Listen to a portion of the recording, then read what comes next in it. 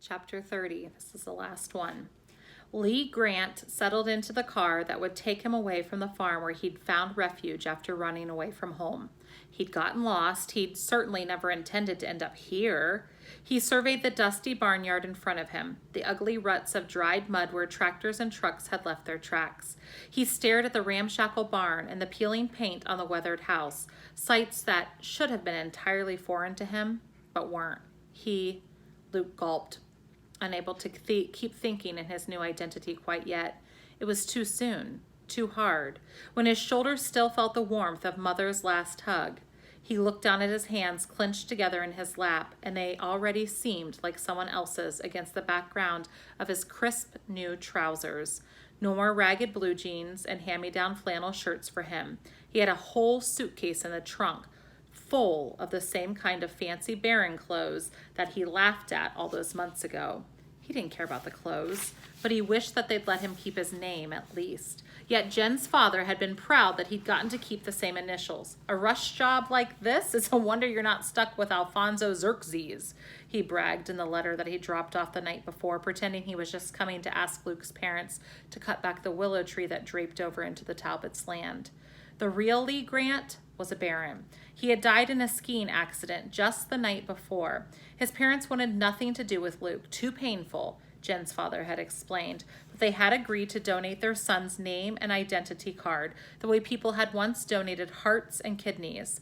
Some secret group that helped third children had arranged it. The group also had agreed to pay for Luke to go to a private school as a boarder year-round. Supposedly, he was transferring in during the middle of the term as punishment for running away. He had read about such places in the old books in the attic. It seemed a strange way to live without family, but he was just as glad not to have to pretend to love another set of parents. Now Luke looked back at his family's porch where Mother and Dad and Matthew and Mark were standing and already waving. Dad and Matthew looked gruff, and Mark merely looked serious, strange enough for him, but tears were streaming down Mother's face. She cried, too, the night Luke had told his parents everything. He'd started with his first visit to Jen's house, and Mother had immediately scolded, "Oh, Luke, how could you? The danger. I know you're lonely, but honey, promise us never again." "That's not all," Luke said. He told the rest of the story without looking at her until he reached the end of his decision to get the fake ID. Then the sound of her sobbing made it impossible to avoid looking. She was red-eyed and devastated. "Luke, no, you can't," she said. "Don't you know how much I'd miss you?" "But Mother, I don't want to go," Luke said. "It's just that I have to. I can't spend the rest of my life hiding in the attic. What will happen when you and Dad can't take care of me anymore?" "Matthew or Mark will," she replied. "But I don't want to be a burden on them. I want to do something with my life. I want to figure out ways to help other third kids make..."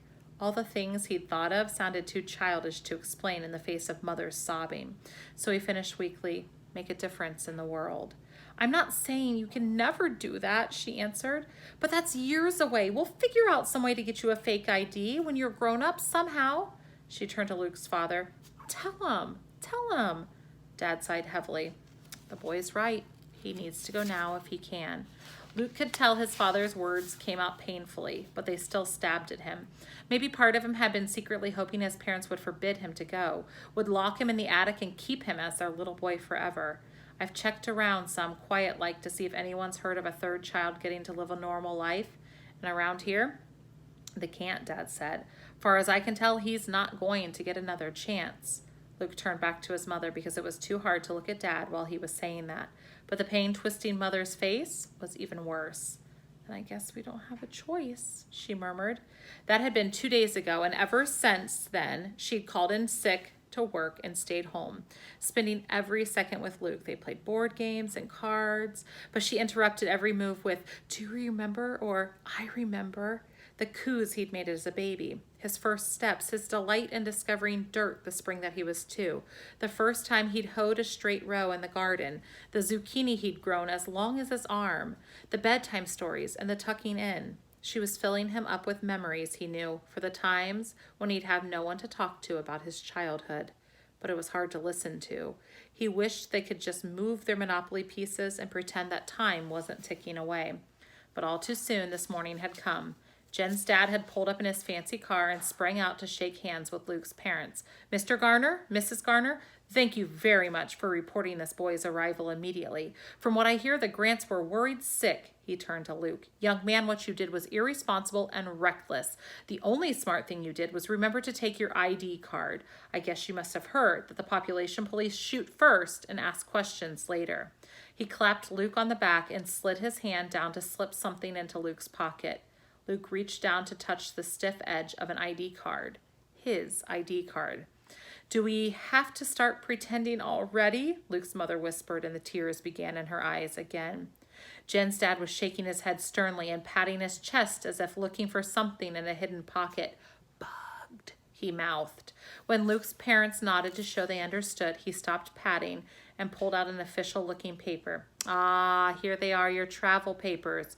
Your parents are sending you to Hendricks School for Boys, and if you don't shape up...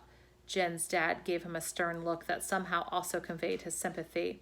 Mother cleared her throat, would it be all right if we gave him a goodbye hug?